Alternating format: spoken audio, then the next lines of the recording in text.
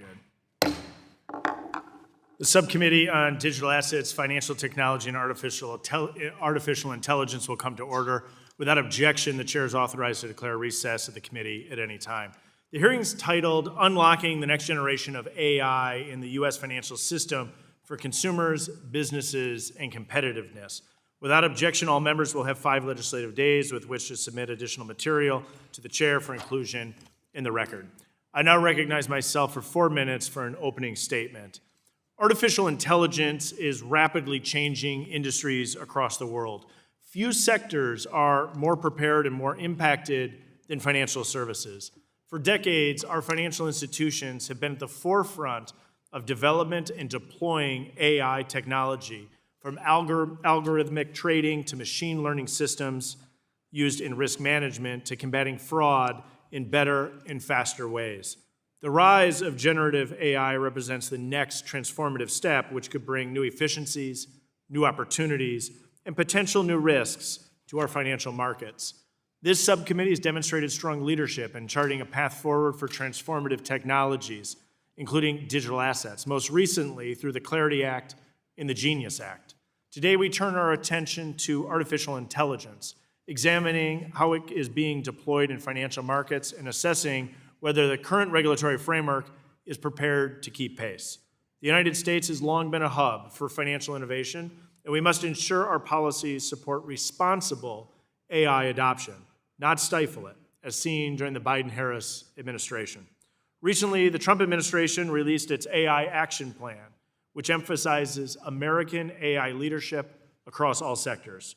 We must look to how we can enhance American leadership and competitiveness in financial technology. It is essential that regulations strike the right balance, fostering innovation while ensuring investor protection and market integrity. Our financial regulators must be cognizant of that this technology as it uses, and Congress must provide the clarity to encourage responsible development here at home. It's paramount our markets are not left behind in the global race for AI leadership.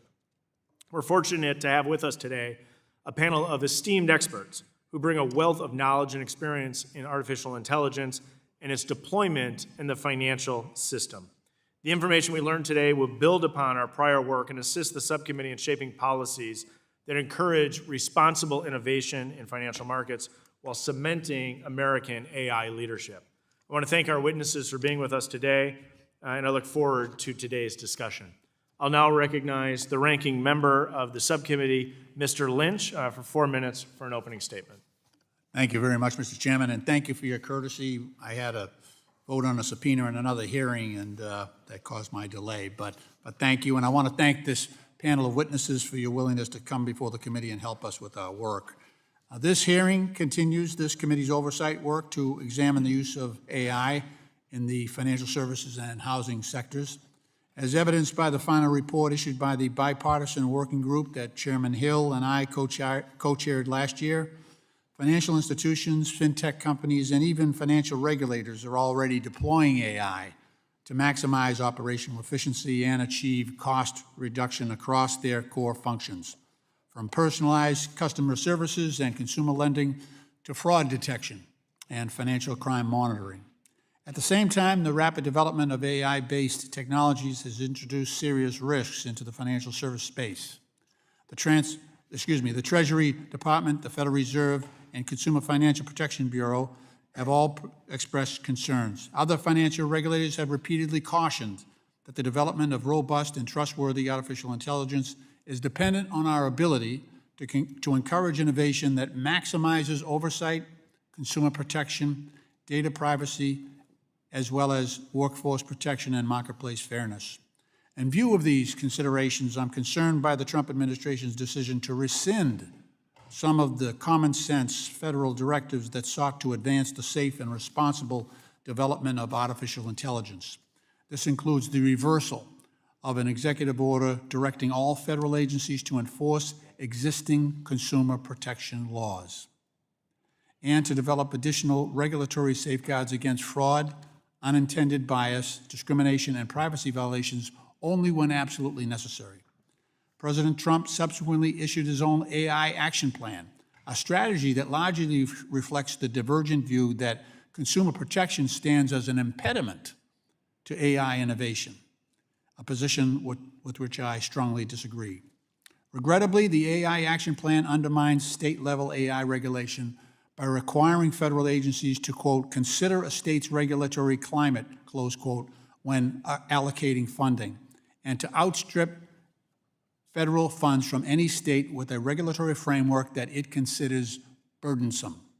I would note that recent legislation to impose a 10-year moratorium on state AI regulation was soundly defeated in the U.S. Senate by an overwhelming bipartisan vote of 99-1.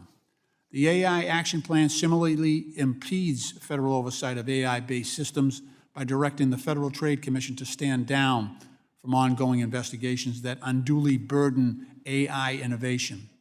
It is the fundamental mission of the FTC to protect the American public from unfair or deceptive business practices.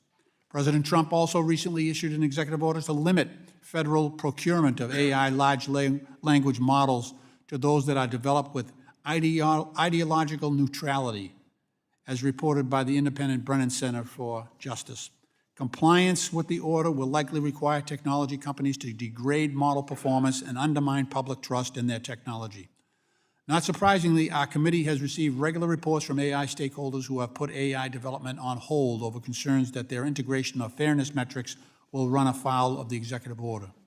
Innovation will also not be well served by the dismantling of the CFPB, a federal agency that has sought to advance the development of trustworthy AI systems in financial services through consumer protection enforcement actions and regulatory clarity. In stark contrast to these actions, the work of our bipartisan AI working group stemmed from a genuine commitment by members on both sides of the aisle to foster AI innovation in the financial services industry, while also ensuring that regulators are equipped with the authorities and resources necessary. In closing, to this end, I look forward to continuing to work on a bipartisan basis with Chairman Hill, Chairman Stile, Ranking Member Waters, and our committee colleagues to advance the U.S. leadership in this important area. Thank you, Mr. Chairman, for your courtesy once again, and I yield back the balance of my time. The gentleman yields back. I now recognize the chairman of the full committee, Mr. Hill, for 1 minute for an opening statement. Thank you, Chairman Stile, and I appreciate our panel being with us. AI is, of course, rapidly changing the way Americans live, work, and engage with our financial system. Last Congress, we explored AI practices at financial services firms, regulators, and supervisors. Congressman Bill Foster and I served on Speaker Johnson and Minority Leader Jeffries' bipartisan Congressional AI Task Force. Ms. Garcia and Mr. Lynch and I had an excellent work session at MIT's labs on their research in AI and financial services as well. In all these efforts, we saw demonstrated how AI has the potential to boost efficiency, cut costs, and strengthen the tools used to protect consumers from fraud detection to anti-money laundering. But as with any innovation, there are risks. AI systems have to be trustworthy, fair, and secure. Today, we'll start that exploration in this Congress on how AI, particularly the emergency capabilities of generative AI, can reshape our financial system. I look forward to the discussion, and I yield back. Thank you, Mr. Chairman. Today we welcome an esteemed panel. We welcome the testimony of Dr. David Cox, Vice President of AI Models at IBM Research, Dr. Christian Laauo, co-founder and president of Dynamo AI, Mr. Matthew Reeseman, Director of Privacy and Data Collection at the Center for Information Policy Leadership, and Daniel Gorfine, CEO of Gattaca Horizons LLC, as well as Dr. Nicole Turner Lee, Senior Fellow and Director of the Center for Technology Innovation at the Brookings Institution. We thank each of you for taking your time to be here. Each of you will be recognized for 5 minutes to give an oral presentation of your testimony. Without objection, your written statements will be made part of the record. Dr. Laauo, you're now recognized for 5 minutes for your oral remarks. Chairman Stile, Ranking Member Lynch, members of the subcommittee and staff, I thank you for inviting me to testify today, and I'm honored to participate in discussions focused on advancing AI across the financial services ecosystem. In 2021, I founded Dynamo AI alongside my co-founder and CEO, Vaikunth Mugunthan, during our PhDs at MIT. We started off as a small group of researchers deeply interested in AI, but also keenly aware that AI risks pose fundamental challenges to real-world adoption. Since starting as a small group of PhDs, we quickly found ourselves working hand in hand with some of the largest financial institutions, the most cutting-edge fintech companies, as well as regional banks across America, to help them navigate compliance and governance challenges posed by AI. Today, we not only provide the security and governance layer for many of the largest deployments of AI in banking, but we are also now proudly backed by 40 of the top 100 US financial institutions in a consortium of community banks across America. Our mission has always been to help enterprises navigate complex regulatory environments, particularly where legal and compliance requirements pose open technology challenges that institutions struggle to solve. We found that when faced with new technology regulations or internal compliance requirements around new technologies, enterprises are often left paralyzed, asking themselves not only, how do I comply with these new requirements, but is it even technically possible for us to comply with these new requirements? Nowhere do we see this to be more prevalent than with the struggles of financial institutions striving to adopt AI. Every day, our team has the ability and opportunity to witness exciting new AI proof of concepts that bring new efficiencies to the bank. But for every new exciting AI proof of concept that we encounter, we also see another AI proof of concept fail to make it into production and deliver meaningful value. We commonly see that these projects fail not because the underlying AI technology cannot deliver, but rather because financial institutions struggle to answer open questions about managing AI risk in heavily regulated, high-impact, and consequential environments. Some common and, quite frankly, sensible questions about AI risk include, what new security and data leakage risks does AI bring to my organization? As we hand over more autonomy to AI agents, how can we enable those agents to comply with established banking protocol and procedure when carrying out tasks? And what happens when an AI assistant inevitably hallucinates or fabricates facts in its response? While financial institutions often struggle to answer these questions, these are not intractable problems. At Dynamo, we've worked with a multitude of financial institutions to establish effective AI risk management that accelerates rather than blocks their AI transformation. To truly manage these new risks and unleash AI innovation, financial institutions and regulators must embrace technology solutions that can help risk and compliance teams scale their oversight, including controls like AI guardrails, red teaming evaluations, and auditability over AI usage.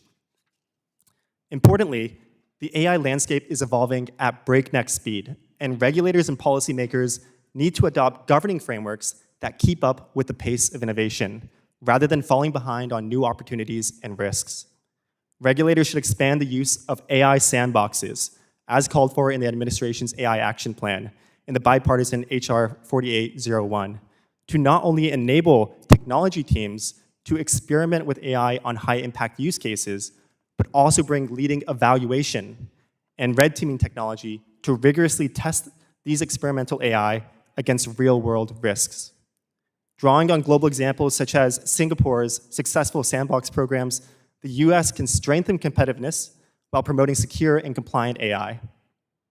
Across financial institutions and governing bodies that we speak to every day, we're starting to see comprehensive AI risk management take shape. We believe that this will be key to ushering a new and exciting era of advancement for the industry. On behalf of the entire team at Dynamo AI, thank you for the opportunity to testify, and I welcome the opportunity to work with this subcommittee to create a competitive, secure, and compliant AI ecosystem within financial services. Thank you. Thank you very much. Dr. David Cox, you're now recognized for 5 minutes. Chairman Stile, Ranking Member Lynch, and distinguished members of this committee, thank you for the opportunity to testify. My name is David Cox, and I serve as the Vice President for AI Models at IBM Research and the IBM Director of the MIT IBM Watson AI Lab. While the excitement around AI has intensified in recent years, artificial intelligence has fascinated researchers for many decades.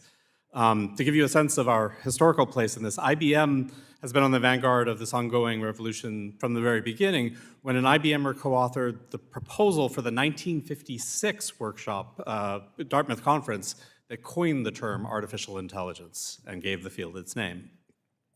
IBM also has a long history of helping enterprises, including in the financial sector, use artificial intelligence technologies to unlock business value, and doing so in ways that are responsible and engender trust.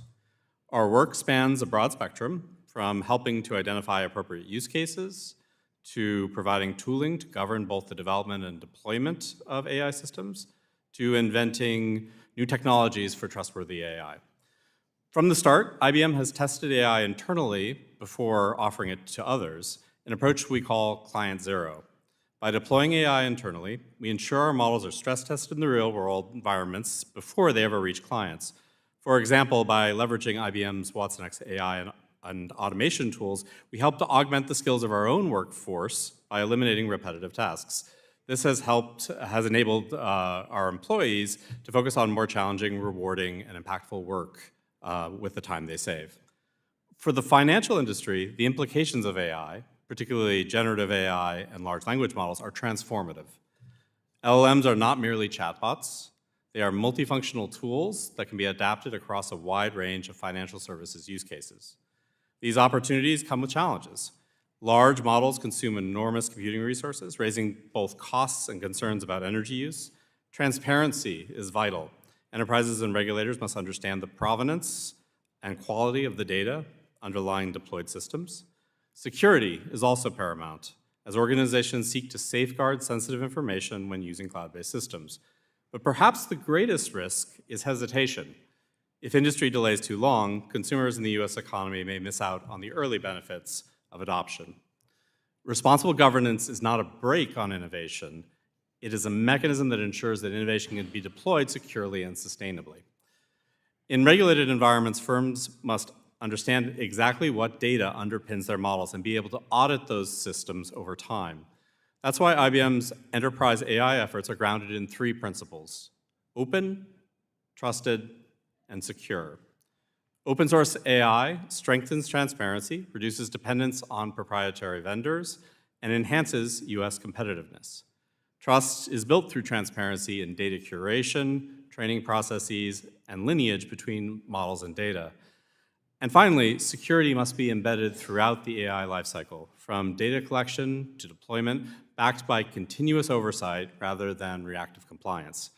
With this in mind, I urge policymakers to support open ecosystems, to regulate applications rather than technologies in the abstract, and to promote transparency requirements that allow enterprises and regulators alike to test models, evaluate accuracy, and understand safeguards. These steps will foster an environment where innovation can thrive responsibly. AI is not about replacing people, but augmenting them. It's about empowering professionals, enriching consumers, and expanding opportunity. By embracing openness, insisting on transparency, and embedding security, we can ensure that AI strengthens both the financial system and America's global competitiveness. Thank you, and I look forward to your questions. Thank you very much. Mr. Reeseman, you are now recognized for 5 minutes. Thank you, Chairman Stile, Ranking Member Lynch, and members of the subcommittee for the opportunity to speak with you today. I am Matthew Reeseman, Director of Privacy and Data Policy at the Center for Information Policy Leadership, or CIPL, a data and privacy policy think tank within the Hunton law firm, whose mission is to advance best practices for the responsible and beneficial use of data. CIPL facilitates constructive engagement between business leaders, data governance experts, regulators, and policymakers around the world. AI plays a critical role in the financial services industry, as this committee documented well in the staff report of its bipartisan working group on artificial intelligence.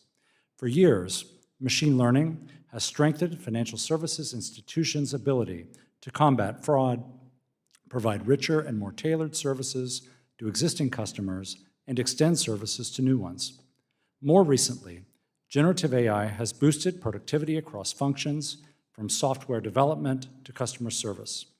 And we are now in the early days of agentic AI, which shows promise for enhancing the experiences of businesses and customers alike. Potential applications are extensive, from streamlining know your customer processes to back office operations like payroll and invoicing to online banking and agentic commerce. AI's use in financial services also carries risks to consumers, institutions, and the financial system. The bipartisan staff report documents these risks well. Agentic AI may accentuate some risks while at the same time enhancing risk management capabilities in areas such as privacy and cybersecurity. To secure the advantages of AI within the financial system, we have three broad sets of recommendations. First, with respect to regulation, pursue a risk-based approach that focuses on the outcomes to be achieved.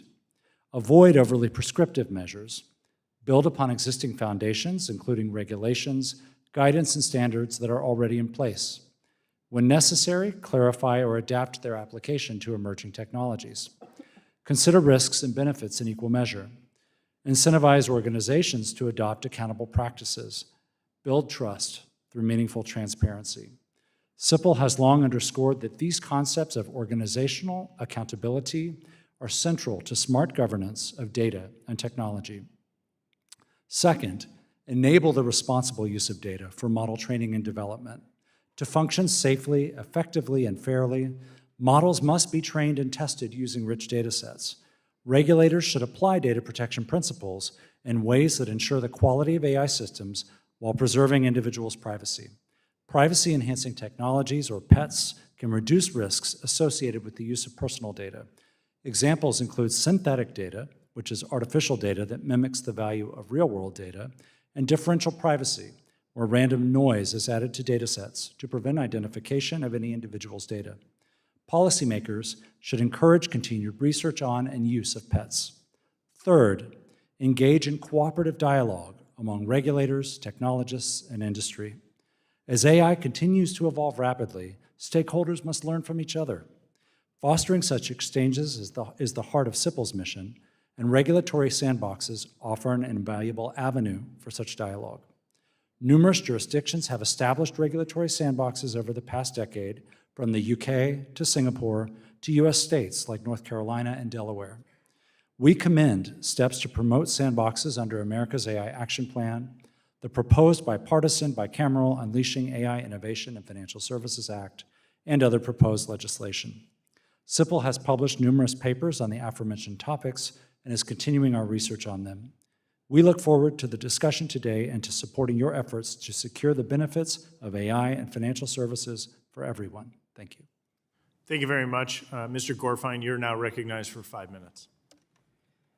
Thank you, Chairman Stile, Ranking Member Lynch, and members of the subcommittee for the opportunity to testify before you today. I am the founder and CEO of Gattaca Horizons, an adjunct professor at the Georgetown University Law Center, and the former Chief Innovation Officer at the US CFTC. Today's topic on unlocking the next generation of AI in our financial system is critically important. The US holds significant competitive and first-mover advantages, and we must foster continued development through thoughtful policy approaches. AI presents tremendous opportunities to further expand access, lower costs, and increase efficiencies and competitiveness while also enhancing compliance and regulatory oversight. To level set, it's important to recognize that AI in financial services is not new. It's part of a steady progression of automation that began decades ago. Today, recent advances in generative AI and agentic AI are creating new possibilities ranging from generating code and new content to planning and executing complex tasks. Responsibly developed AI is indeed already yielding tremendous benefits. AI can provide more accurate and efficient decision-making, detect patterns that traditional approaches would miss, help regulators keep pace with digital markets, and promote financial inclusion by unlocking credit for historically underserved populations. It is further enhancing customer service, helping to identify patterns of financial crime and market manipulation, and making financial advice more accessible and lower cost for Americans. As with any area of innovation, however, there are risks associated with AI, including the potential for perpetuating bias, relying on poor quality data, failing to operate as expected, and advancing fraud and scams. The mere speculative potential or fear of future harm, however, should not broadly block development of AI, including by those small firms and community banks seeking to remain competitive in an increasingly digital economy. To this end, as a key guiding principle, I would encourage everyone to assess new AI-based models on their ability to improve off of a highly imperfect status quo. This principle should apply across AI applications, since a singular focus on risk can blind us to the greater benefits as compared to legacy approaches. With respect to existing policy frameworks, the financial services industry is well equipped to manage new technologies and should be a model for other sectors. For decades, a robust technology-neutral regulatory framework has governed the adoption of emerging technologies. For example, consumer protection laws bar discrimination in lending, whether the decision is made by a human or by an algorithm. In our capital markets, rules against fraud and manipulation, along with circuit breaker technologies, help to mitigate risks related to potential AI-driven trading activity. And our financial regulators have long provided robust risk management guidance, principles, and frameworks that address model, IT, third-party, and enterprise risks. The overarching framework to ensure safe and responsible adoption of AI is in place. The challenge now is thoughtful application through sound, informed, and consistent regulation. To ensure the U.S. maintains its leadership and competitiveness, I accordingly offer 5 recommendations. First, regulators must support, not block, responsible AI adoption. We often hear that innovation is blocked by regulators at the examination and supervisory levels due to vague expectations and endless inquiries that lack clear paths to compliance. Examiners should be well-versed in the benefits and risks of AI and provide the marketplace with clear expectations. Second, we must ensure financial regulators have the in-house expertise and tools to keep pace with technology. A recent GAO report found a significant lack of technology skills at federal financial regulators, which is why codifying innovation offices and equipping regulators with their own AI expertise, tools, and capabilities is essential for effective oversight. Third, Congress should establish a federal data privacy framework and ensure open access to quality permissioned financial data. The quality of AI model outputs is inherently tied to the quality of data inputs. Congress should work to establish a national framework that governs data privacy and ensures that consumers have control over how their data is being shared and used. Fourth, Congress should prevent state laws from undermining federal financial regulatory frameworks. Given the national nature of AI development and its application in the well-regulated financial services industry, a patchwork of state laws can create conflict, ambiguity, and confusion. Finally, regulators should further clarify risk management frameworks and promote the value of well-crafted standards. This includes making clear that the mere use of AI, even Gen AI or agentic AI, does not inherently make an activity higher risk. Regulators can further help their efforts to keep pace with technological change by supporting well-crafted industry standards through regulatory recognition and safe harbors. Thank you, and I'm happy to answer any questions you may have. Thank you very much. We now recognize Nicole Turner Lee for 5 minutes. Thank you, Chairman Stile, Ranking Member Lynch, and distinguished members of the subcommittee. Thank you for this invitation to testify on the use of AI in financial sector. My name is Dr. Nicole Turner Lee. I'm a director of the Center for Technology Innovation at the Brookings Institution, and I'm also the co-author of a report that was done on AI in the global markets by the CFTC. Artificial intelligence brings a variety of opportunities to the financial sector, and for years it's been used in banking, fraud detection, mortgage applications, credit underwriting, and data analytics. Many of these use cases are promising, offering the potential for great accessibility and improved customer service, while others may introduce challenges, including concerns about racial bias and discrimination. Given that the financial services industry is one of the country's most highly regulated ones, adoption and use of AI requires careful review. Without such oversight, risks abound that can undermine consumers' ability to be economically resilient, especially under changing economic conditions. Further, inaccurate or discriminatory information that is used to train AI models can put marginalized populations at even greater risk, threatening to widen the racial wealth gap, limit access to home ownership, credit, and other financial transactions. In other words, when algorithms make poor decisions, the quality of life for Black and brown communities, seniors, and even some of us are placed in reverse. For these and other reasons, Congress must continue to foster responsible and ethical use in the financial regulation sector by providing safeguards that protect consumers from AI risks now and reinforce algorithmic accountability, safety, and security, especially when we look at incidents of fraud.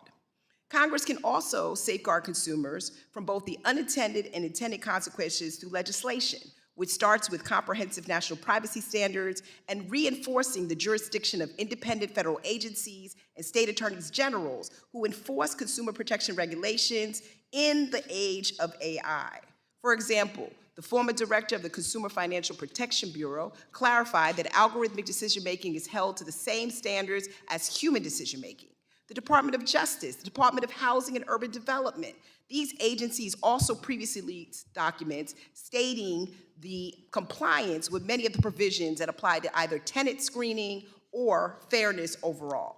But recent actions taken to defund and compromise the independence of federal agencies like the CFPB, like the FTC, which have oversight over deceptive consumer practices, can have major implications on protecting consumers from the opaque technology of AI. State and state attorney generals are critical in enforcing these protections, but challenges to their state rights and laws are not productive. Even with the rejection of the 10-year moratorium on states' abilities to develop their own laws, the current AI action plan still suggests that AI-related funds should not go to those with burdensome AI regulations.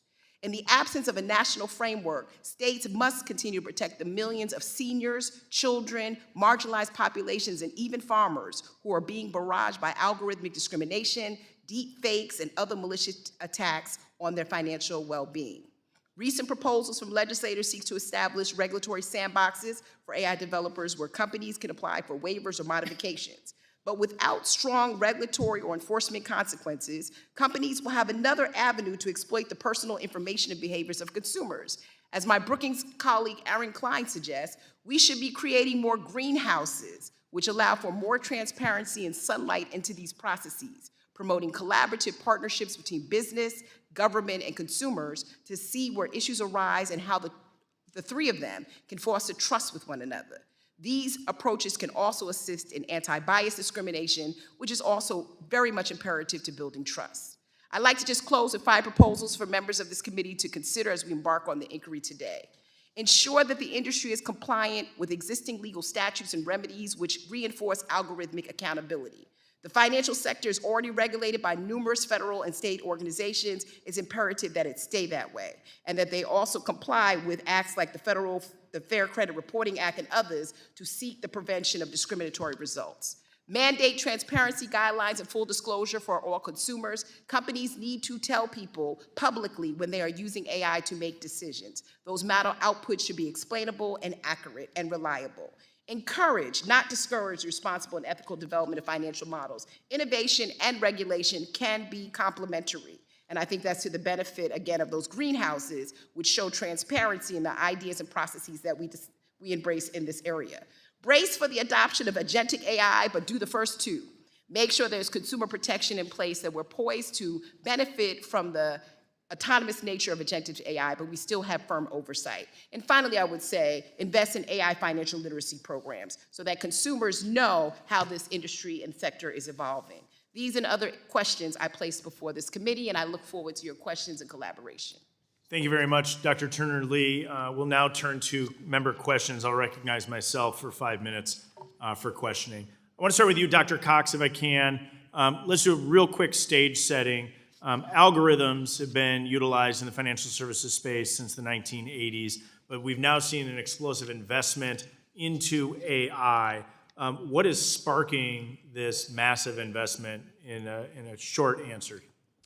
Yeah, I think what is sparking this massive excitement and investment is that this technology is general purpose in a way that previous technologies have not been. So it was a lot of work to train a system before, and now the same system can be used in many different settings. And it can pull through massive data sets in a way that was not possible in the 1980s. Yep. Although the 1980s as well as today, there's already a regulatory framework in place. Fair? Mm-hmm. Okay, so let me continue this, and I want to come over to you, Mr. Gorfine, if I can. We're faced with something new, and as we focus on kind of risks and threats, the human mind's really good at thinking about what the risks are. It's not as good at thinking about the potential upside. And if we think about what the Biden administration did, they really took an attitude to the extreme in its handling of artificial intelligence. Fortunately, President Trump has reversed course on this, issuing Executive Order 14179, removing barriers to American leadership in AI, and releasing America's AI Action Plan in July of 2025. So this approach can really accelerate AI development through a try-first approach that removes some of the red tape and onerous regulations. I want to come to you, Mr. Gorfine. In your opinion, how can the AI Action Plan, or how is the AI Action Plan an improvement over the previous administration's AI approach? Thank you for the question. I think that what we're seeing right now is an effort to look where there's existing regulation in place and taking an approach of let's allow this to develop so we can actually identify risks and determine whether anything more is needed. I think as many of us have outlined, the financial services industry is a heavily regulated industry. We have existing laws, regulations, and guidance that have been able to adapt and incorporate emerging technologies for decades.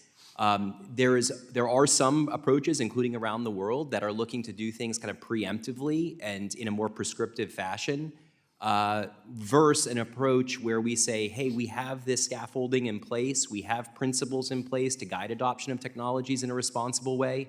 Let's allow this to actually grow and develop. And I think it's critically important that the US does remain the global leader in AI, including in the financial services context. So the environment seems set to unleash that. Thank you very much, Mr. Reeseman. I want to build on what Mr. Gorfine just said. In particular, let's dive into data privacy laws, something that's heavily regulated in the financial services space.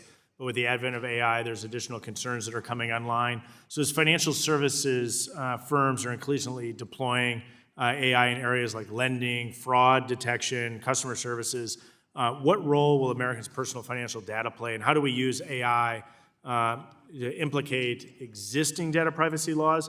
And of course, the logical follow-up would be, what should we be looking at from an AI perspective as it relates to data privacy? Thank you very much for this important question. And it's been heartening to me to hear how much we've talked about data privacy today, because I think what we would say is that a sound data privacy framework is a very important foundation for the development of AI and for America's AI leadership. I think data is the raw material on which artificial intelligence depends, and AI model developers depend on having rich data sets to develop high-quality models. So one thing I think that often gets put into the discussion is the idea of a binary between privacy or innovation. And we would absolutely say it's privacy and innovation, and privacy as an enabler.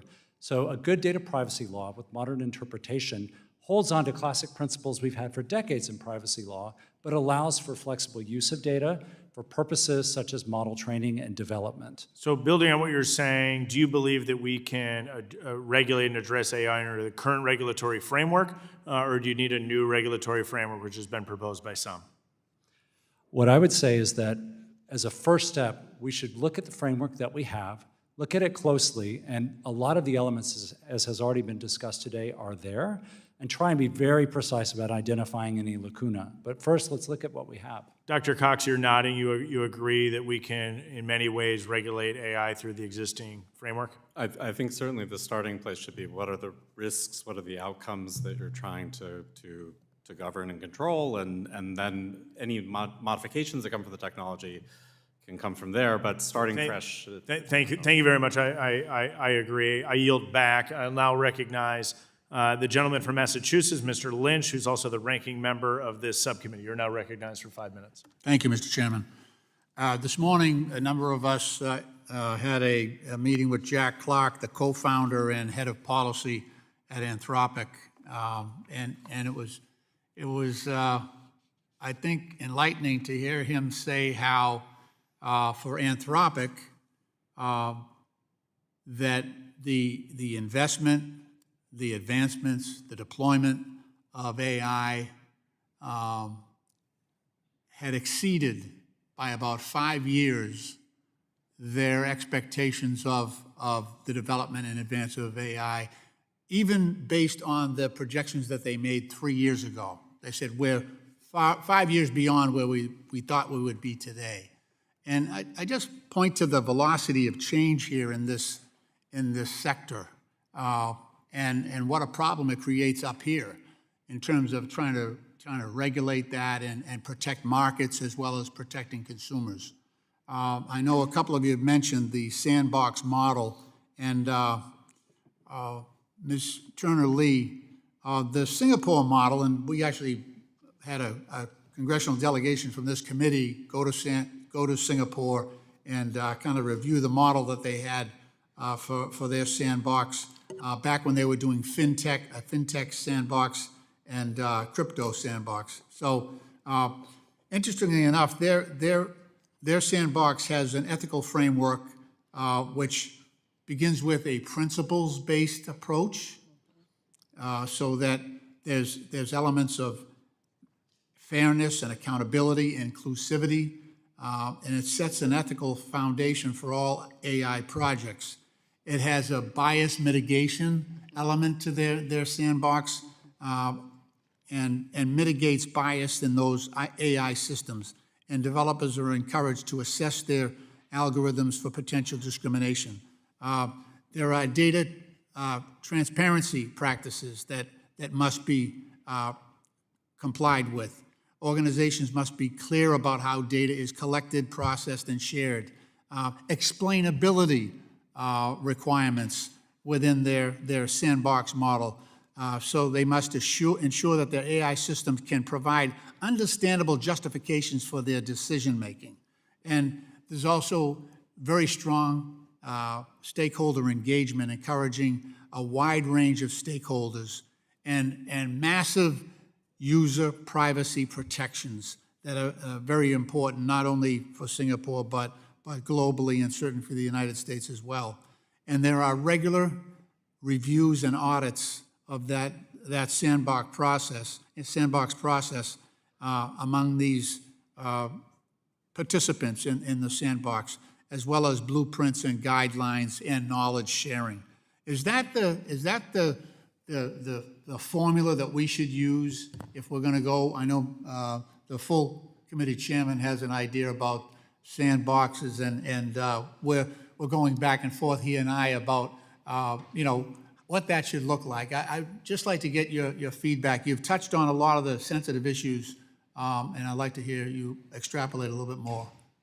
Thank you so much for that question. I mean, I am a fan of sandboxes. I wrote a paper in 2018 when we were just beginning this bubble on what algorithms was going to do when it came to consumers. And regulatory sandboxes are a great way to experiment. In fact, here in the United States, we've used sandboxes to cultivate the fintech marketplace. But because of the velocity of speed in which AI is gathering our personal information, the velocity in which we are going into transformational models where we can't determine the beginning and the end, when we actually deploy a sandbox model in this day and age, it is important to have many of those variables that the Singapore government has put into place. It allows for accountability, continuous monitoring, transparency, and it also allows us to ensure that consumers are baked into the process, as opposed to providing waivers and exceptions to companies to experiment and then come back and tell us how it's all going to work, which is the current model from which we exercise right now when it comes to AI.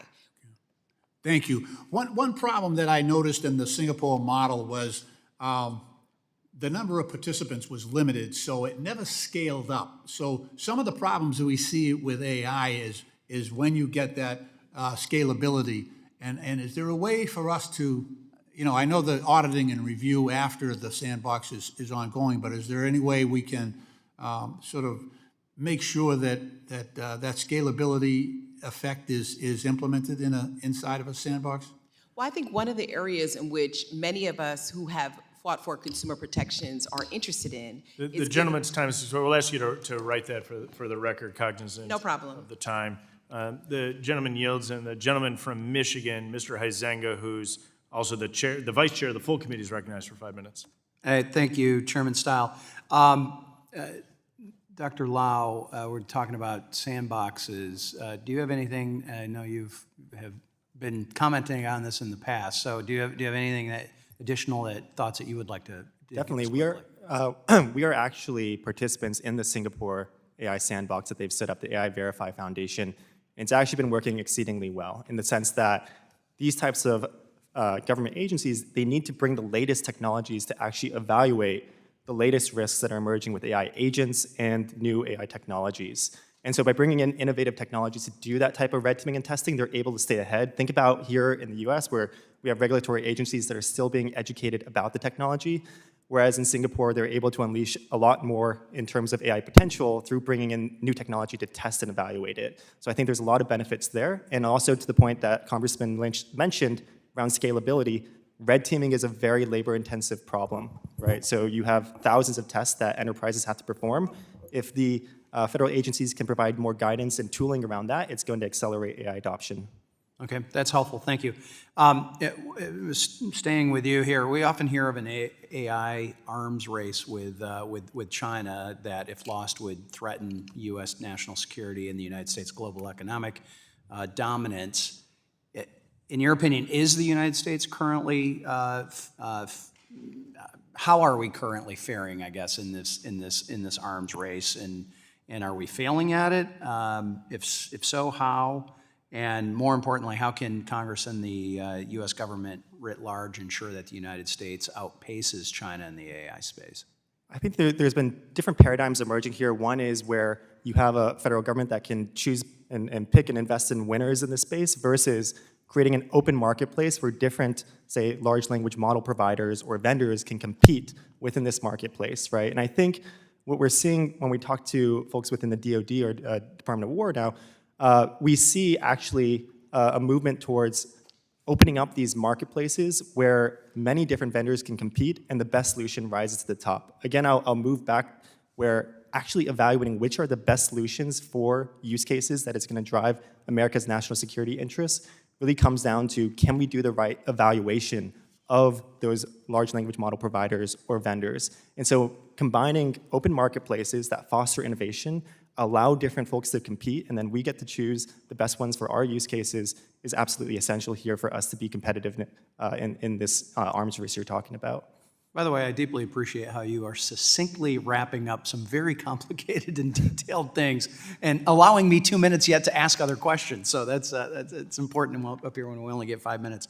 Mr. Gorfine, I want to talk a little bit about the impact of U.S. regulation and how it may threaten the use of AI in financial services space. You know, we had the SEC's predictive data analytics proposal under the Gensler SEC, I believe would have had some significant impact. You know, are there other things like that that we need to make sure that we're aware of and avoiding?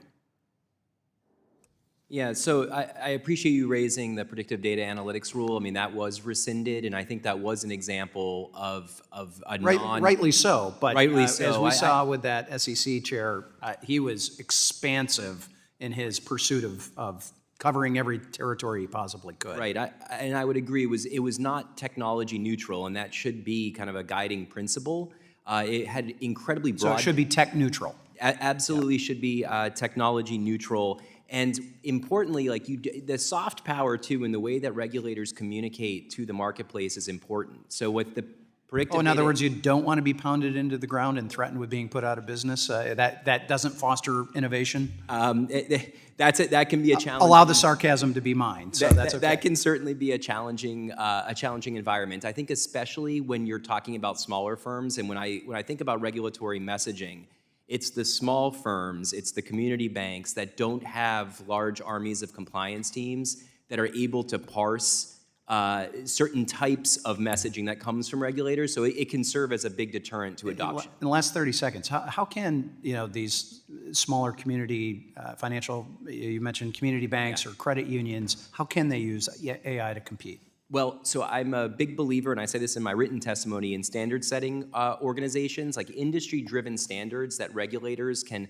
effectively recognize or even create safe harbors would allow small firms to know that if you're compliant with these best practices or standards, that is, from a diligence perspective, a route you can pursue. And I think that exploring those types of models in the U.S. is going to be critically important.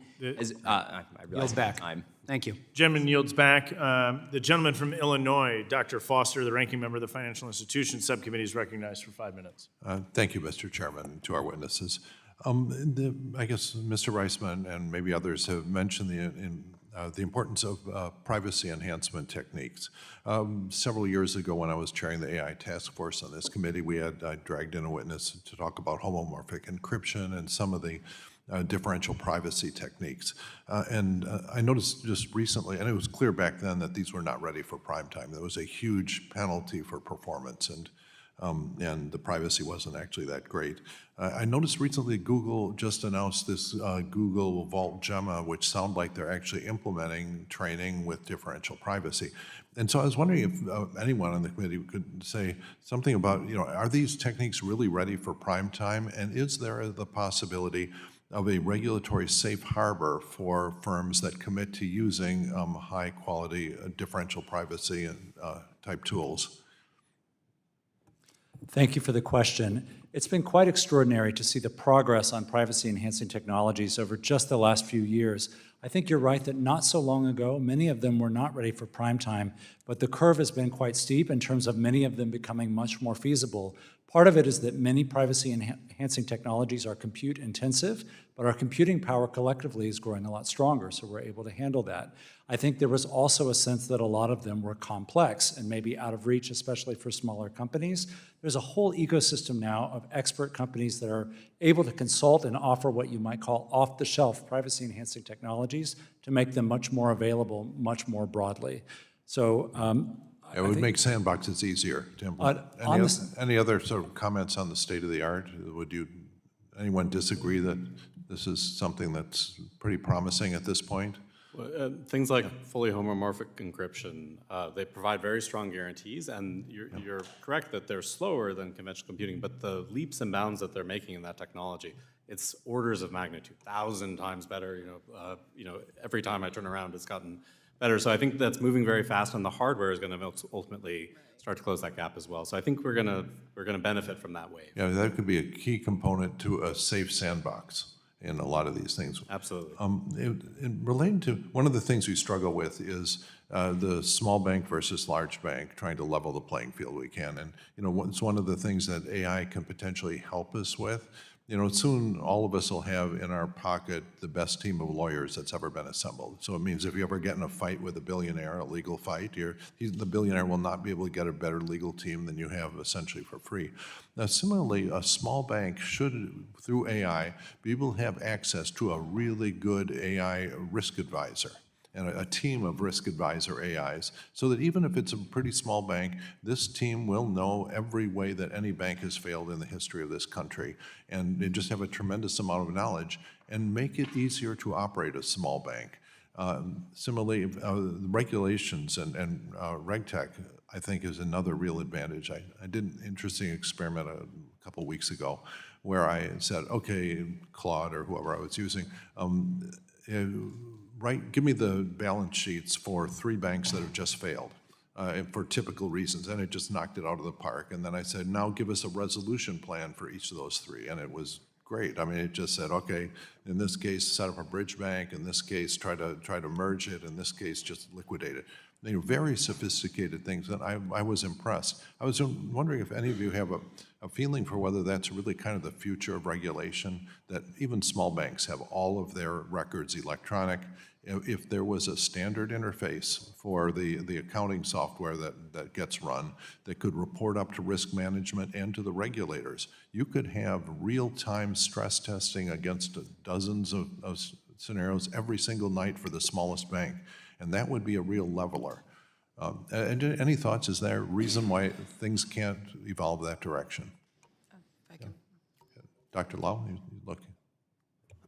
Thank you. Yes, certainly. So we work with a lot of community banks and regional banks, backed by a number of them, and we see this every day, right? So this new AI technology can empower them to automate or streamline a lot of these compliance workflows that are very manually intensive that they just don't have staffing to do, but also, as you mentioned, unlock really new types of auditing and risk control. So 24-hour continuous monitoring and observability into certain types of workflows that are highly regulated. That's all really exciting and actually being materialized today across a lot of these smaller banks. But I'd say on the flip side, you also want to make sure that as these AI technologies enter into these compliant, regulated workflows, they're also having the right guardrails in place, and they're being used for those workflows appropriately in alignment with proper bank policies and procedures.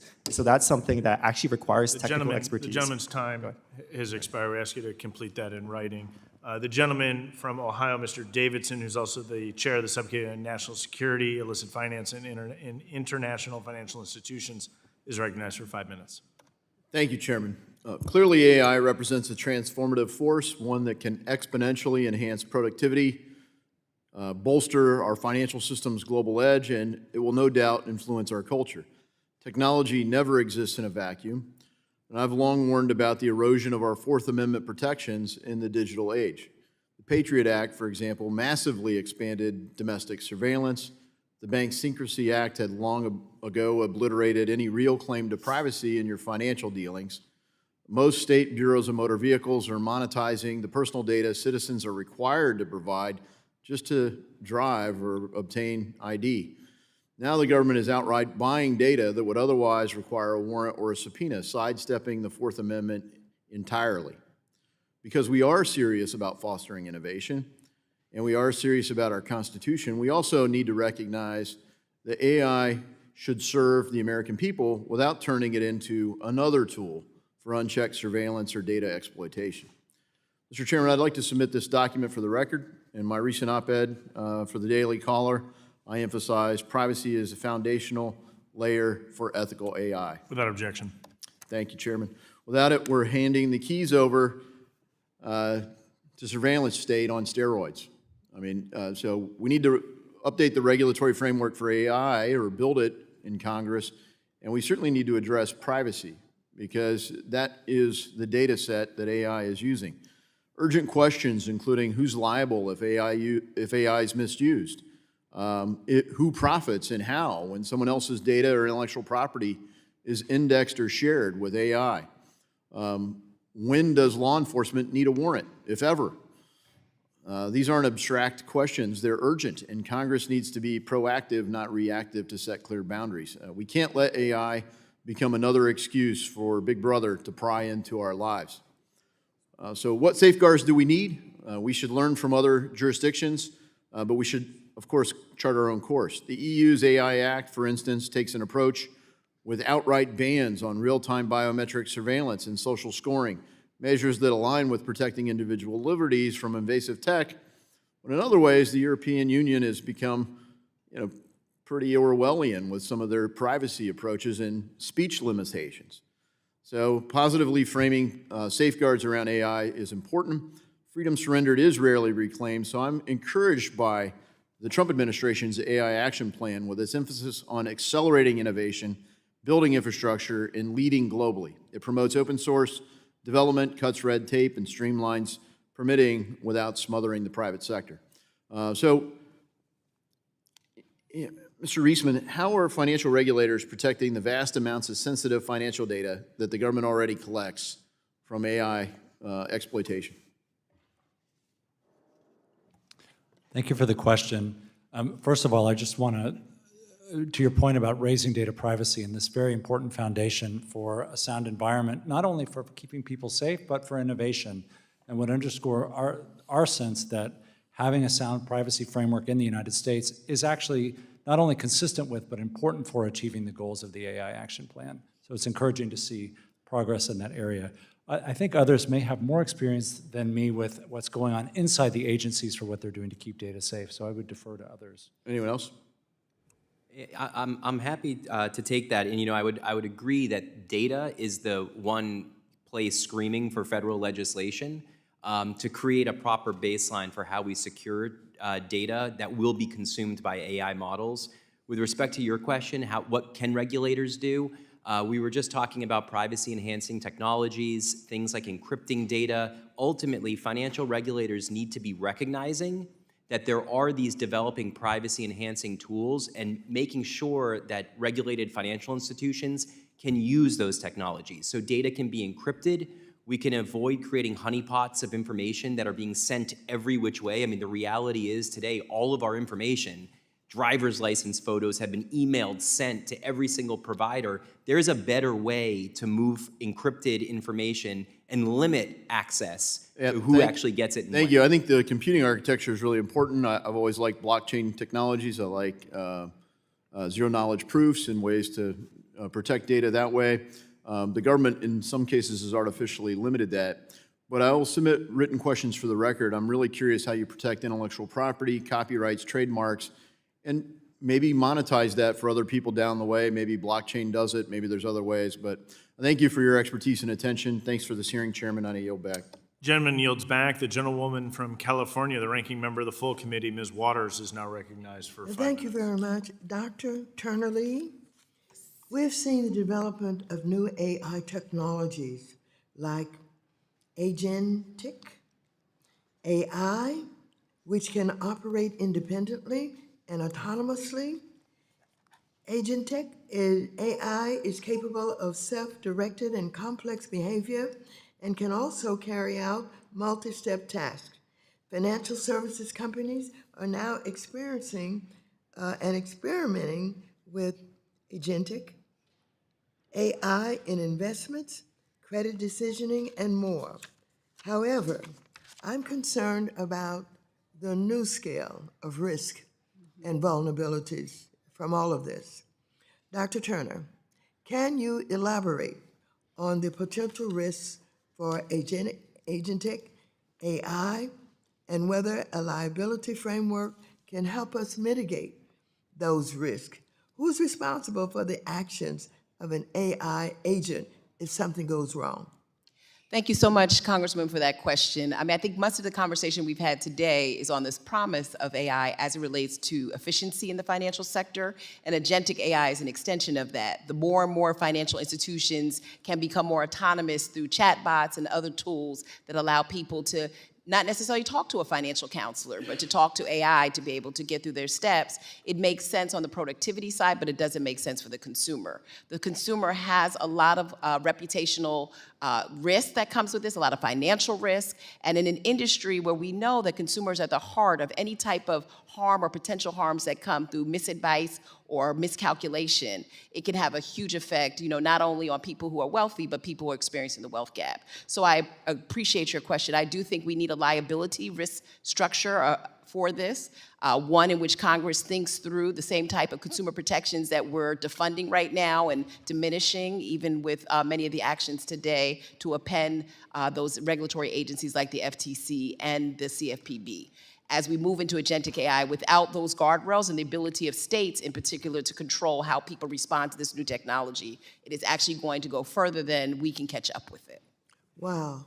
Dr. Turner Lee, the Republican regulatory sandbox proposal for AI we're considering today appears to be just more deregulation framed as innovation and lacks requirements for public disclosure, harm mitigation, and other important protections with an unlimited scope and virtually no limitations, putting American consumers and others market participants at risk. I'm deeply concerned that regulatory sandboxes may remove safeguards from a rapidly developing AI market that is already lacking meaningful federal regulations and oversight. In fact, we have yet to fully understand the consequences of deploying this technology without any safeguards and are already dealing with countless public safety issues. And despite the fact that you've alluded to some of this, what risks do regulatory sandboxes pose? If Congress were to consider regulatory sandboxes for AI, what kind of standards should responsible sandboxes meet? Thank you for that question as well. I mean, I think we've mentioned already the role of sandboxes and helping us to cultivate new products and services within this sector, and among other sectors. We actually see sandboxes in healthcare. The challenge is, without the right variables that we're actually constructing to make sure they're safe, ethical, fair, inclusive, as it's been mentioned, sandboxes will turn out to be an exceptional exploitation of consumers. And what that means is, without any guardrails, which the AI Action Plan is suggesting there should be modifications, there should be waivers, we really need sandboxes to be very transparent. We need clear goals and questions of what it's trying to solve. We need protections against consumers who are part of those sandboxes to ensure that any harm that they face is, there's retribution for that as well. In my opinion, we can actually create this without putting people at risk in terms of the end product, and we can do it in the light as opposed to in the dark when it comes to companies and government working together on these policy concerns. I'm so pleased that you're here today. Oh, thank you, and I'm pleased you're here today, too. I'm going to call on you to continue the kind of education that's needed with members not only of this committee, but this entire Congress. And I'm particularly concerned about the possibility for wrongdoing, the possibility for discrimination, all of that. And I want to learn more about the databases that are being used and how they are, significant in determining the outcomes. Yes. Thank you so very much. Thank you. The gentlewoman yields back. The gentleman from Tennessee, Mr. Rose, is recognized for 5 minutes.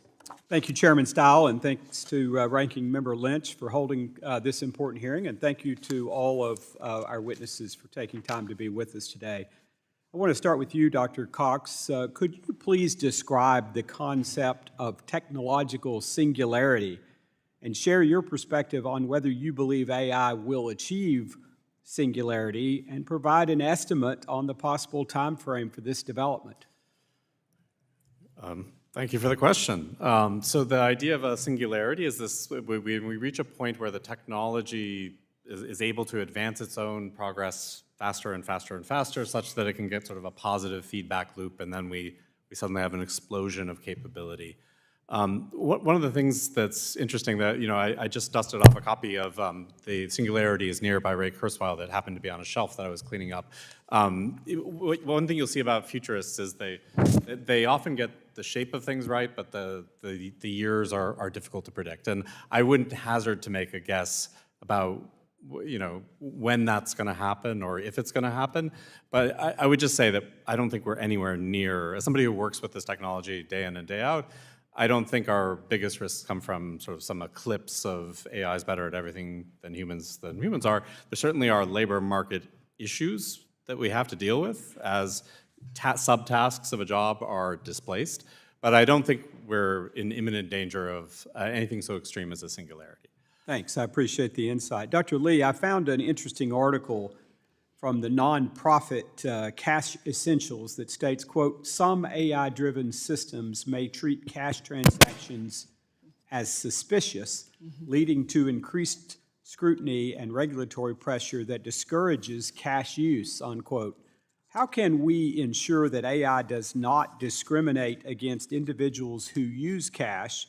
Additionally, what measures can be taken to prevent AI systems from falsely flagging cash transactions as suspicious, thereby avoiding undue pressure on companies and regulators to favor cashless payments over cash transactions? I do appreciate that question because I think we are seeing, based on the regulatory sandbox that we use to create the fintech industry, a lot more cash transactions, especially among the unbanked or underbanked. To your point, here's where I think AI could be an interesting tool to help us combat fraud. Improved analysis through AI detection systems could actually be helpful there.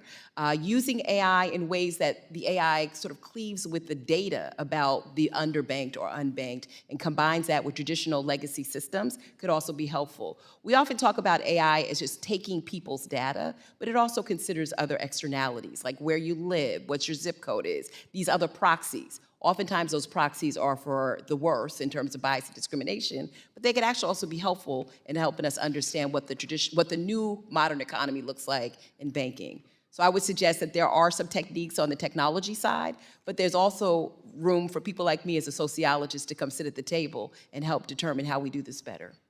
We already see, without the benefit of AI, we see cashless or cash transactions being discriminated against in a number of ways, so it's a very real concern to me. Mr. Reeseman, with the increasing prevalence of artificial intelligence, it is clear that AI-assisted fraud will likely escalate rapidly, employing novel tactics to deceive consumers. In my view, it is essential to warn the public about emerging AI-driven fraud schemes as soon as they are identified. How can private companies and industry stakeholders collaborate proactively to anticipate and combat the evolving threat of AI-assisted fraud? Thank you for the question, and I share your concern about fraud, and I think I've heard a lot of folks say we're in a moment where the defense has to keep up with the offense, right? We want to make sure that our financial institutions are empowered to have the same tools to detect fraud that the fraudsters are using to advance it. That's most important, is that our institutions are, whether they're small banks, whether they're large ones, that they have access to that state-of-the-art screening technology. I think, one thing that I talked about in my opening testimony was the importance of dialogue. And I think making sure that we have spaces, whether it is through sandboxes, or whether it's through other mechanisms that are set up by the Congress or by the regulatory agencies to constantly be sharing information about these advances in technologies and about these fraud capabilities so that we are all collectively working together on solutions. Thank you very much. I appreciate those insights, and I yield back. Gentleman yields back. The gentleman from California, Mr. Liccardo, is recognized for 5 minutes. Thank you, Mr. Chair. Thank you all for your testimony and for taking the time to help educate us, myself in particular. I know this is a fast-moving area, and I really had questions targeting really primarily Dr. Cox and Dr. Lee. I'd be interested in your views. We have several concepts that have been presented in legislation here before us, and I wanted to see if there was, I'd like to tinker a little bit with a couple of these bills. From Chairman Hill, the sandbox concept, and from my colleague, Congresswoman Pedersen, the task force concept, and combine them in a way if we could. I represent Silicon Valley. Obviously, we have a lot of concerns, or I hear lots of concerns in my neck of the woods about having government involved in regulating the code and the algorithms, particularly since government isn't terribly good at it. And we'd expect that the technology is evolving so quickly, we won't be good at it. But on the other hand, I think there's a widespread embrace of the notion that we need to be mitigating the worst of the harms. And so the question would be, if we were to create perhaps even more than a task force, but an independent body of folks in industry, academics, experts, financial regulators, and others, that were to establish what the best practices are in the industry. The best practices around, for example, curated data sets. I know you mentioned, Doctor, that IBM utilizes it, or testing and reporting, or fraud detection, watermarking, data security, a whole host of best practices in the industry, and then hold that up as the standard and establish essentially that is going to be the negligence standard, or essentially the standard. If everyone complies with that standard, then you are exempt from liability. If you're not meeting that best practices standard, then good luck with the lawyers and the regulators. What about an approach that would combine those two? And I'd ask either Dr. Lee or Dr. Cox like to jump in. So I'll jump in first. Yeah. So I think that is a tremendous idea that we should consider, because we seem to be at the same stalemate every time we talk about these issues. There's a technical side of it, and then there's this consumer output. And I do think that government regulators are good at the latter, the consumer protection side of it, because guess what? That's the side where our constituents are coming to us and saying something has harmed me. With regards to what you're saying, I would just like to offer to you that we did start that process under the previous administration. The AI blueprint for a Bill of Rights was actually a nice glide path for getting to the same protections that you're speaking of, as well as collaboration. The executive order, which was soon after appended, had a lot of that conversation on how do you actually bring different bodies together from various disciplines, industry sectors, government, and civil society, so that we actually solve this together. To date, we've seen a lot of that sort of eroded in the new administration, as well as in the AI Action Plan, where we're primarily competing against ourselves when we actually just see China as our only force of nature. So I would suggest, I agree with you. I think there has to be more conversation, more collaboration, more disclosure among the various entities to get to the space that you're talking about. And I think a task force would not be a bad idea. That was also recommended under the prior administration. Thank you, Doctor. Dr. Cox? I think that there are some interesting things emerging already. So the ISO 42001 standard for just the entire creation process of a large language model is, one example of something emerging. And I think, that gives you a little bit of a sense of how these things are playing out. It's a voluntary standard. You get audited against it, and it's some sort of mark of your, whether you have the proper hygiene there. Now, that's different than regulating the algorithm, though. Right? Like it's more about regulating processes and controls and documentation and auditing, as opposed to saying this technology, this algorithm's intrinsically worrisome somehow. And I think that's one thing that I think many of the panelists have raised, is that it's nothing intrinsic about the technology, it's about how are you using it. It always has to be in the context of how it's being used. And we have use and risk-based regulation. That's a normal thing we already have. So combining that with things like cybersecurity hygiene standards, which are now then being transported to the world of AI, I think that's an evolution of what we already have to a good outcome. Thank you. Thank you both. I yield. Gentleman yields back. The gentleman from Montana, Mr. Downing, is recognized for 5 minutes. Thank you, Mr. Chair, and thank you for the witnesses. This is a really exciting topic for me. The thoughts of AI, I came out of technology. The opportunities are incredibly exciting, but it's also, a little bit scary, on where it goes. And it's interesting. I was talking to Eric Schmidt last year. He wrote a book on AI with the late Henry Kissinger, and he made a comment that I thought was really interesting about being very light on how you regulate it so that we're not blown out of the water by our competition. And then he said that something really caught my attention, but you need to be ready to unplug it.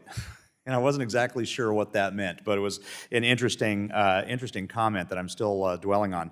But as a former regulator, we had to deal with a lot of the issues with artificial intelligence as a tool for industry, and really what the implications were. And some of the interesting things we did as an insurance regulator is we were of the opinion that once you wrote down a rule or a law or something prescriptive, it was probably already stale because this is just evolving so quickly. And so what we tried to do to inform industry on how we were looking at it is all the work we did on that committee was concepts-based, not non-prescriptive, because you wanted to kind of guide how we as regulators were looking at it without saying this is what you have to do. And a lot of the questions that came up there is the machine biased? Is the machine bad? Is the machine a lot of this concern about what was coming in it? And I think about the data. As a former researcher, I think, garbage in, garbage out. What's the data you're training it with, and what are the thought processes on how broad and how deep that data set is, and what kind of results you have. But the results coming out of it, a lot of folks were saying, well, at least in terms of a regulator, we need to have causation and not correlation.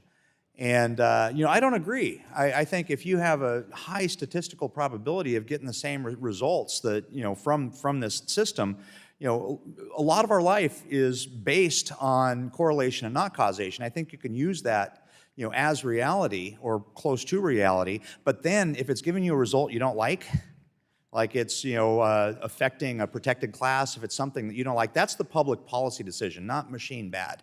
And then you have the real, honest conversation about that public policy. And another thing that folks would say on the regulator side very often is, well, we need to be able to look into that black box. And I think about, well, that black box, once you have an n equals close to infinity access neural network, no human can understand that. So what tools do you need to understand that? And this is my opinion, the tool you need to understand that is probably generated through AI.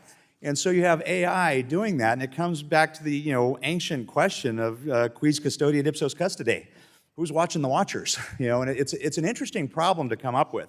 But I'm going to start, sorry about, thank you for indulging me on that. But one of the things that I think about a lot is, as a state regulator, states' rights are very important to me. And there's been a big conversation about that. And I strongly favor allowing states to lead on regulation where feasible. But at the same time, it's essential that this technology has the legal and regulatory flexibility to continue innovating and develop in the United States. So I'm going to start with Mr. Reeseman here. What role do you think the states should play in regulating AI, or are you of the opinion that this is something that Congress needs to tackle? Sorry, thank you for the question. I think the first question that we should be asking is, do we need more regulation on AI at all? And we've had an interesting discussion about looking at what powers we already have, whether that's under federal law or under state law, that allow us to address a lot of the questions that we may have about AI. I think that there is one thing that we have seen is for both consumers and for businesses, it can be hard when there's a kaleidoscope of different state regulations. And so there is a value in having interoperable federal standards. I think there is an interesting question to be explored further about whether there may be particular elements that states need to address as a complement but not substitute. Yeah, thank you on that. And in the interest of time, I'm going to move on. The Biden administration seemed determined to stifle AI in any way it could, focusing more on potential threats than its clear benefits. And I do believe the benefits are strong. So I'm going to move to Mr. Gorfine, please. Could you describe some of the most concerning aspects of the Biden administration's approach to AI, from executive orders to a so-called AI Bill of Rights, and discuss what the impact would have been had Congress passed what the Biden administration proposed? The gentleman's time has expired, but we will ask the witness to provide that for the record. We thank you. The gentleman yields. And on that, I yield. Thank you, Mr. Chair. The gentlewoman from Massachusetts, Ms. Presley, is recognized now for 5 minutes. Thank you. Thank you to our witnesses for joining us today for what is really a timely hearing. When I'm in my community in the Massachusetts 7th, people are very animated about the future of artificial intelligence. I hear it all, ranging from fears of AI bias to excitement for innovative opportunities to concerns about implications on the future of work to confusion about what's next. And I'm proud that we are confronting these issues head on today. September 26th to October 3rd marks Boston AI Week. Startups, investors, researchers, and students will all convene to explore the role they play in the evolving AI landscape. Leaders in AI like the Mass Technology Leadership Council will host educational and networking events to build on state investments in the next generation of leaders, educators, and workers in this rapidly growing field. I'm proud to represent a district that is trailblazing in the development of the AI industry. In Massachusetts, jobs in the technology sector make up 14% of our labor force, compared to 10% nationally. And we know diversity in AI jobs is essential to confront bias, to maximize opportunity, and to make good decisions that help everyone benefit from these cutting-edge technologies. Dr. Turner Lee, I want to focus in on your research about the role diverse teams play in AI development and deployment. What are some ways diverse teams may be helpful to promote ethical and innovative uses of AI? Thank you so much for that, and I congratulate you on the AI Week in Boston. So I would just say there that it's important to have representative groups for a couple of reasons that we've spoken about today. I think on both sides of this conversation, there is this tremendous excitement for the opportunities and then a tidbit of fear, and depending on who you are, more or less, right, based on what AI can do. It's important that we have people who have the lived experiences of the variety of impacts that AI can have. And why that is important with any other internet technology that we've had is because AI, particularly in the financial sector, is dispersed to be very individual to that person. So when we talk about data that is traumatized or discriminatory, that actually takes the account of the wealth gap that is experienced by, for example, Black populations where they've been denied credit, loans, and other eligibility, shows up in the data.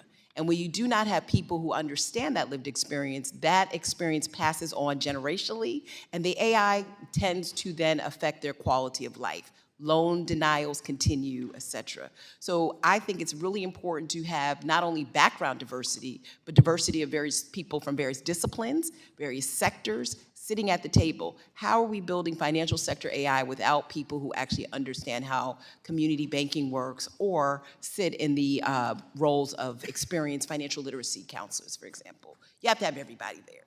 Thank you. And Dr. Turner Lee, how do you believe the federal government has a role to play in this? And what is that to ensure that people from all walks of life, women, people of color, low-income folks, can have careers in AI, especially in the financial services sector? Well, I think you pointed out really well when you talked about trying to empower local entrepreneurs. It's important for the federal government to create low benchmarks to entry. We see on this panel a young man who has his own company that is doing incredible things when it comes to data architecture, AI infrastructure, et cetera. Giving opportunities for a variety of people to participate in this ecosystem is really important, and I think the government can actually find ways to incentivize the private sector to be more inclusive of diverse founders and entrepreneurs and small businesses that want to participate in this space. I also think the federal government could do more on AI literacy. What does a national AI literacy initiative look like so that people know that this is not about being an engineer, this is about actually experiencing this behaviorally, and the way that AI is dispersing, this is not going to be just about experiencing on your computer. It's going to actually show up in your refrigerator and other places, and so people need to know that. And I would say the other thing that Congress should do is close the digital divide. We keep talking about AI, but we actually have not closed the basic infrastructure issue. We cannot build the compute facilities and data centers without that. Thank you, Doctor, for being so prescriptive there. Whether it's a hearing in Congress or a meetup at the Museum of Science, AI is the topic of conversation, and we have the responsibility to ensure that all voices are included because AI works best when it works for all. I yield back. The gentlewoman yields. The gentleman from Iowa, Mr. Nunn, is now recognized for 5 minutes. Well, thank you, Mr. Chair. I want to thank the panel for being here, and Chair, as a fellow Air Force fellow, it's good to see you in that seat. As we look at what Congress has been trying to grapple with this idea of artificial intelligence, I've only been here 2 terms. We've talked about it every single year. In fact, we were on the AI task force, something this committee helped lead, to be able to address real solutions. But I think Washington does a lot of talking, and we should be doing a lot more listening, particularly to practitioners in the field who have been addressing this, combating it, addressing it, and finding new solutions for it, and incorporating your experience into the way that we do policy. As opposed to DC being the one who writes the rules of the road and then expects you to execute them, we should be doing this in collaboration. Mr. Chair, it's one of the reasons I'm leading a piece of policy called the AI Plan Act, or the Artificial Intelligence Plan Act, to ensure that we here in Washington are incorporating and getting our own house in order before we start telling the innovators, the pioneers, and candidly the defenders how best to do it under a government auspice. I look back at where we were with cybersecurity when I was director of cybersecurity at the NSC. Many of the solutions were already being provided on the public sector and the private sector when we worked together. So with that, I want to be able to dive into a couple of issues that have been addressed when it comes to artificial intelligence. First and foremost, the idea of misinformation and how it happens not only in the financial space, but across our government. It's lowered the barrier to entry. It's allowed misinformation to expand at an accelerated rate. We saw it even this week, tragically, with the death of Charlie Kirk, Russian bots providing inception for everything from conspiracy theories to misaligning our own communications right here in our own country. So, Dr. Christian Laauo, you have been a leader in Dynamo AI. You have made it an effort to really bring this technology on board. I want to ask you, what should Congress be doing right now to do those things like combating state-sponsored terrorism, including information warfare?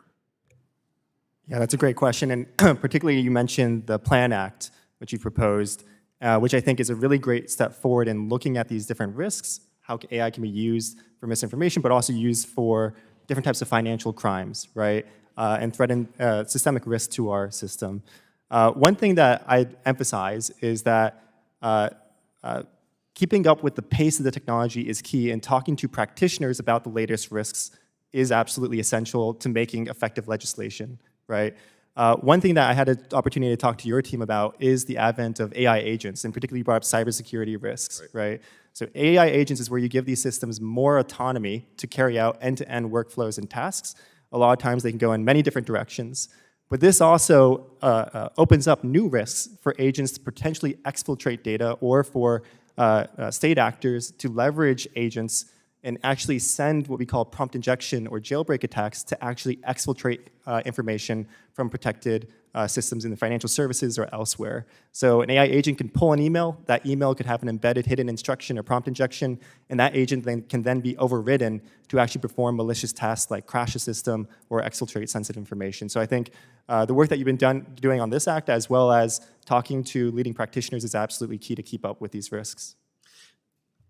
I could not agree with you more that, the challenge here is the technology is going to move much faster than the policy is able to keep up. So being able to provide a framework versus prescription, something the AI Plan Act intends to do, but also brings in best practitioners in this. I want to talk with you, Matt Reeseman. You're at the Center for Information Policy Leadership. You've seen some of these innovations come on board. Talk to us a little bit about how not only we incorporate them to have a better safeguard for our government and our citizenry, but where the innovation is really being pioneered a lot of times by our private sector partners.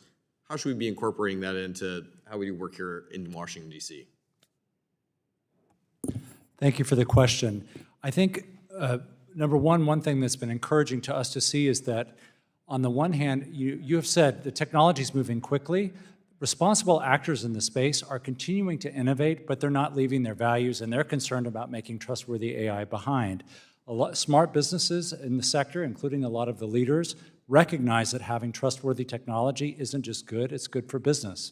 because customers, government, other stakeholders have more trust and faith in the technology that we're building, that they are building. There's a lot to be said for government setting certain standards around transparency and asking for folks to show how does the technology work at a high level, how are some of those specifications made. I would like to continue to see this level of collaboration in the same way we've done with cyber defense and bringing an AI consortium together of business leaders like yourself, of innovators like yourself to be able to do this. I think that starts with the AI Plan Act. With that, I yield my time. The gentleman yields. The gentlewoman from Colorado, Mrs. Pedersen, is now recognized for 5 minutes. Thank you, Mr. Chairman, and thank you all for being here today. I'm grateful that you all are hosting this opportunity to talk about such an important issue. And I want to address, Mr. Reeseman, you talk about how we need to have, it is helpful if we have a regulatory framework at the federal level, and we could have some complementary state laws as well.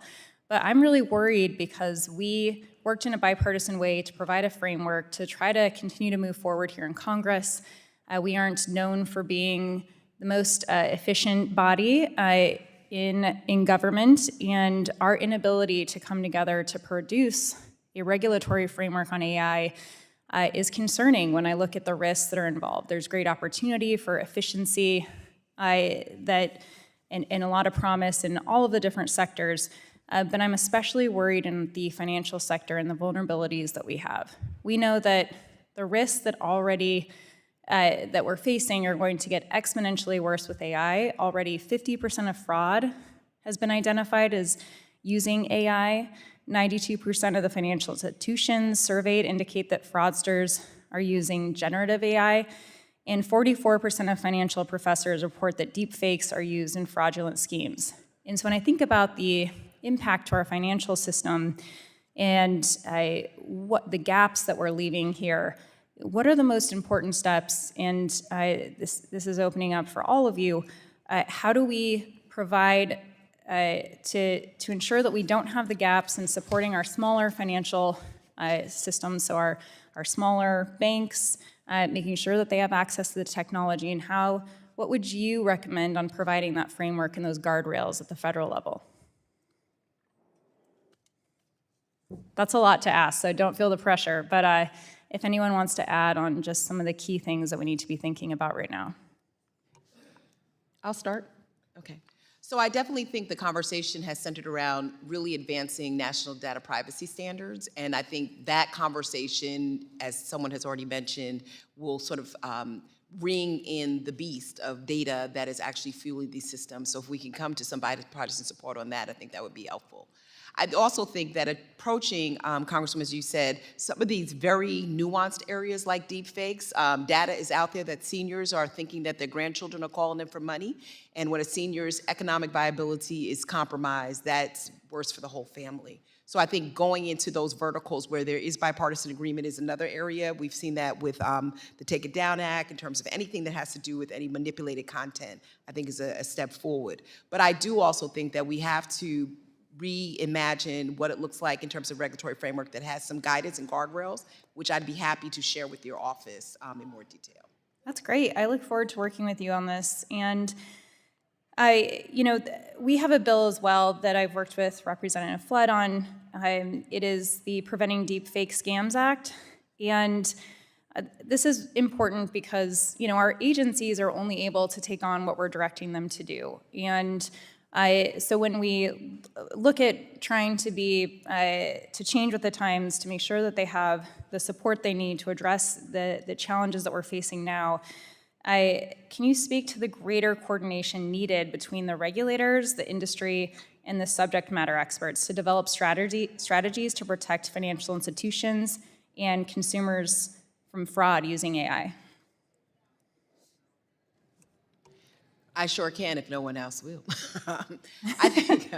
I think on the deepfake side, I think the challenge that we have is that because we have multiple agencies with jurisdiction over this particular area, we haven't come up with some shared values and goals on, one, how are we defining this? We've had a lot of conversation, to your point, where we've not necessarily agreed on the copyright area, this digital provenance. The same thing I think is actually going to go into the deepfake space, where we're looking at extracted video, text, and audio and trying to determine where is this coming from. That's very hard for us to track at this moment, but also coming up with some shared values and goals across the various agencies that are responsible for enforcement over that. I think if we're able to actually get away from some of that fragmentation, we can actually push forward with really good legislation that protects people from clones. Right, and Mr. Reisman? Yes, I just wanted to say, to praise in the bill, you've called for specifically bringing together industry and expert stakeholders to talk with regulators and government to try and figure out how to solve these problems together. It's never been more important as the technology moves quickly to have all of these voices in the room to problem solve together.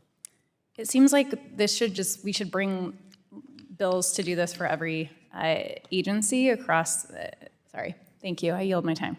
The gentlewoman yields. The gentleman from South Carolina, Mr. Timmons, is now recognized for 5 minutes. Thank you, Mr. Chairman, and thank you to the witnesses for being here today.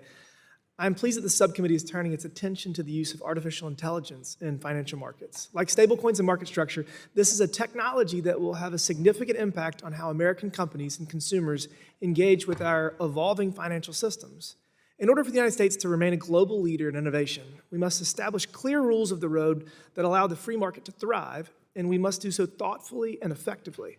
As I continue to meet with industry leaders, I'm increasingly concerned about the growing number of conflicting state laws related to AI. These laws often vary in scope, definition, and enforcement, creating a complex regulatory environment for businesses that operate across multiple jurisdictions. This patchwork of regulation makes it more difficult for companies to scale, innovate, and remain compliant, while also increasing the risk of inconsistent protections and outcomes for consumers. Without a unified approach, we risk slowing progress and creating barriers that disadvantage both American businesses and the people they serve. Mr. Gorfine, states have introduced more than 1,000 laws related to the use of artificial intelligence. From your perspective, what are the most pressing risks of a state-by-state regulatory patchwork for both consumers and innovators?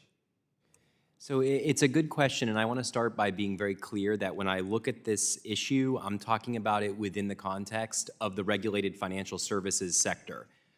There may be issues outside of financial services where states are engaging on AI, but I think that what's really important is to recognize there are existing federal, state laws, there's existing regulation, and there's existing guidance that financial institutions adhere to, where a patchwork of state laws can absolutely interfere, conflict, or create ambiguity for financial services firms operating on a national level.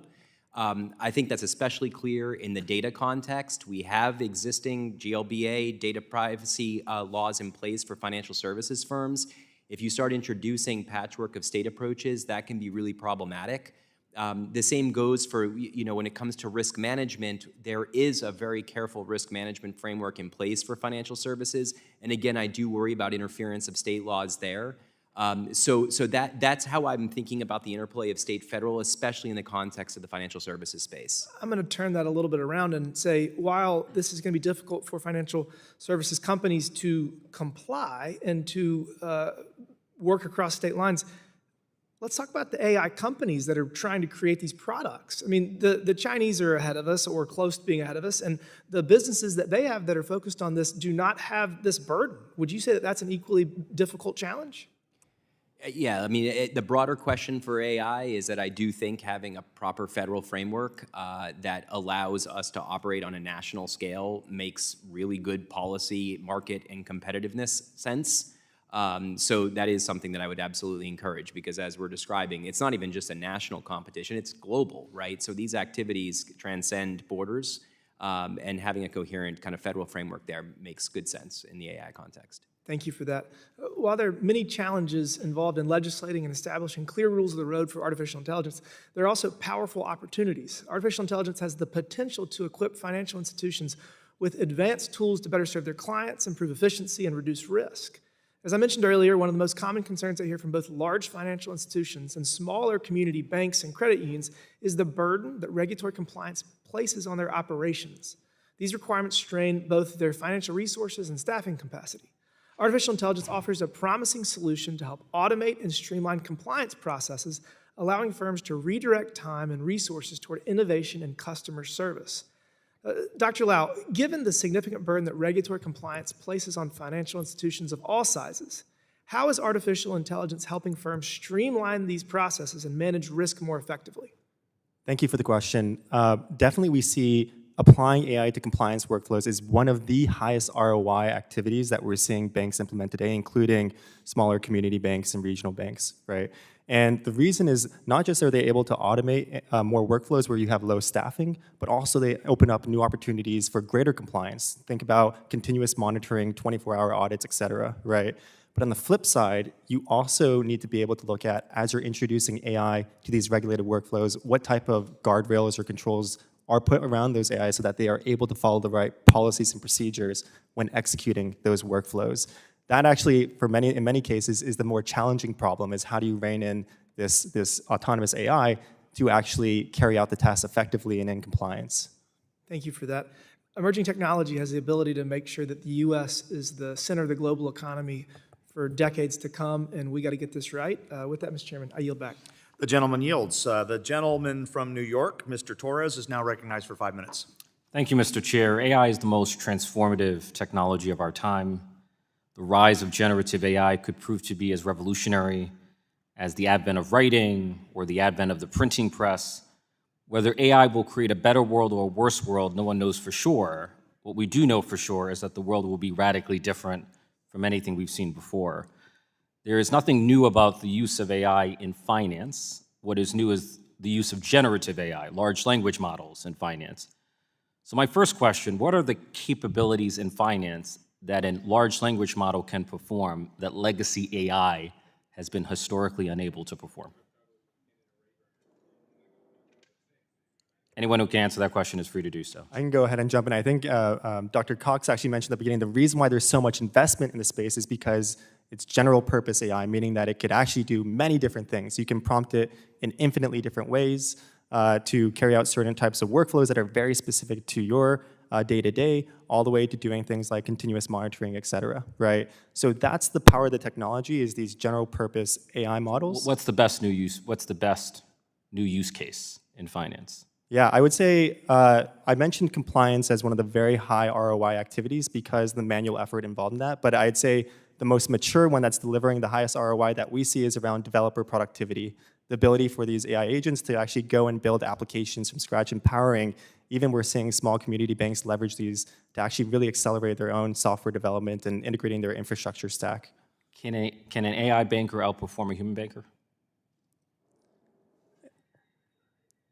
An AI, so I think one of the biggest challenges to actually having an AI outperform a human banker is to make sure that it complies with the common sense of a human banker, right? And that has actually been challenging when you look at AI agents to give them that type of common sense out of the box, even given the vast amounts of data that they've been trained on. And so building guardrails that a human is trained to follow is something that's still an open challenge, but something we're helping a lot of these banks with today. I know members of Congress are irreplaceable, but I'm wondering if bankers and traders are replaceable by AI. What is the impact of AI on concrete applications like credit scoring, loan approvals, fraud prevention and detection? Like, does AI lead to more loan approvals or fewer? Does it lead to more inclusive credit scoring or less inclusive credit scoring? What's the outcome so far? I can point to that. I mean, I think we thought because of the objective nature of AI that it would be easier to see more loan approvals, more credit applications actually confirmed. Where did we get this notion that AI is objective? Well, the data comes from the internet. Well, that's what I was going to say. We thought. It's a reflection of human nature. That's right. And because the data that is fueling the AI systems basically comes from us, and particularly in generative AI, it's curated data. It's not necessarily predictive data. It's data that exist on people on the public internet. We're actually seeing in some cases the same results and in other instances worse. We've seen that also on the housing appraisal side when it comes to home ownership, that even if you scrub your entire home of any type of remnant or artifact of you, the AI will still generate the same results because AI uses other proxies, your address, your net worth in your community, et cetera, Congressman. So I think when we say that AI is better than humans or a banker can outperform a human, probably in time, but expeditious calculation of how we make these decisions comes at foreclosing on opportunities economically for various consumers. I mean, can AI, I guess I was going to ask, can AI be harnessed to expand access to capital, to expand access to credit? So I have real frustrations with traditional credit scoring methodology. Can AI detect new patterns of evaluating creditworthiness? So I think that's right. I mean, traditional credit scores are highly correlated with protected class characteristics. You know, one thing I would suggest is to consider second look applications of AI. And what that means is if you take an existing decline pool and you run the decline pool through kind of cutting edge Gen AI related underwriting models, you will, at worst case, result in another decline, but you may actually start pulling some approvals through that process, and you mitigate some of your initial concerns around the impact of such models. So I think there are ways to smartly start testing these models in a way that upholds fairness. The question for me, because inevitably AI is going to have some measure of algorithmic bias, That's right. right? The question for me is not whether it's completely free of bias, but whether we can make it less biased than the human alternative. Is that an achievable mission? Well, I think it's achievable if there's transparency, first and foremost, that an AI model is making the decision on behalf of a financial, on a financial application. Many people do not know that AI is actually being used to make those credit decisions. So you have to start with public disclosure. I think the second thing to your point is we do need a stack that is able to actually evaluate what the disparate impact is. I'm about to be replaced by AI, but thank you. The gentleman's time has expired. I would like to thank all the witnesses for your testimony today. Without objection, all members will have 5 legislative days to submit additional written questions for the witnesses to the chair. The questions will be forwarded to the witnesses for their response. Witnesses, please respond no later than October 23rd, 2025. And with that, this hearing is adjourned.